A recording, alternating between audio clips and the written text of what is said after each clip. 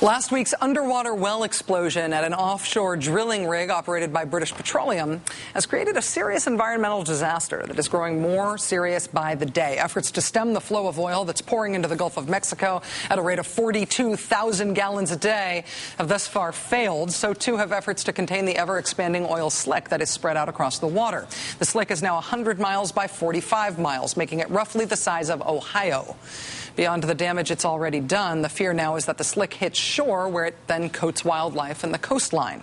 So far, the closest the oil has gotten to shore is about 20 miles. If the oil were to hit land, which it's expected to be able to do in 2 or 3 days, that would be very bad. Remember the Exxon Valdez oil spill disaster? Thousands of Alaskans volunteering, scrubbing birds and sea otters and seals? Yeah.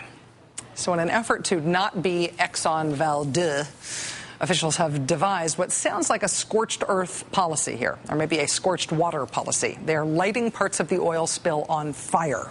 If you can't clean it, the thinking goes, burn it.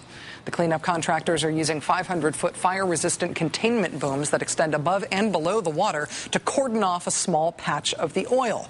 The oil has to be gathered up to make the slick thick enough to be successfully set ablaze. If the slick is too thin, the fire will go out. Of course, there are health concerns about big oil fires, but the official line is that the plumes of smoke won't reach land. The Environmental Protection Agency and the Mississippi Department of Environmental Quality are monitoring the air quality around the burn. Those very warranted health concerns aside, there's also no guarantee that the burn will even work. Some people estimating that as little as 50% of it will burn, and what's left over after the burning is even worse than the original oil slick because it will be thicker and more difficult to clean up.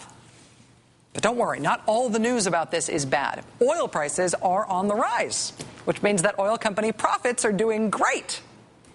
Plus, this Democratic president not backing off on that decision to end the decades-old moratorium on offshore oil drilling because of concerns of, something like this happening.